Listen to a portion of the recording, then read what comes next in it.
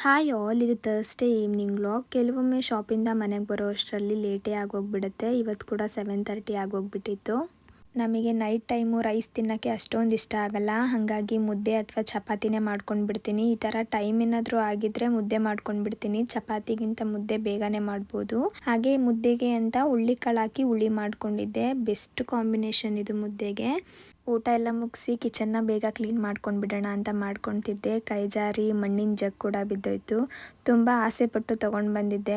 ಏನು ಮಾಡೋಕ್ಕಾಗಲ್ಲ, ಕೆಲವೊಮ್ಮೆ ನಾವೆಷ್ಟು ಅಲರ್ಟಾಗಿ ಅಡುಗೆ ಮನೇಲಿ ಕೆಲಸ ಮಾಡಿದ್ರು ಕೂಡ ಈ ಥರ ಆಗೋಗ್ಬಿಡುತ್ತೆ. ಹಾಗೆ ಬೆಳಗಿನ ತಿಂಡಿಗೆ ಪನ್ನೀರ್ನ ರೆಡಿ ಮಾಡ್ಕೊಂಡು ಬಿಡೋಣ ಅಂತ ಹೇಳಿ ಪನ್ನೀರ್ನ ಕೂಡ ಮಾಡ್ಕೊತಾ ಇದ್ದೀನಿ.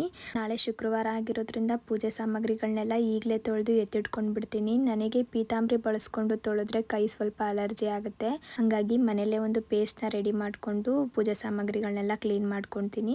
ಈ ಪೇಸ್ಟ್ನ ಹೆಂಗೆ ರೆಡಿ ಮಾಡ್ಕೊಳ್ಳೋದು ಅಂತ ನಾನು ಯೂಟ್ಯೂಬ್ ಬ್ಲಾಗಲ್ಲಿ ಶೇರ್ ಮಾಡಿ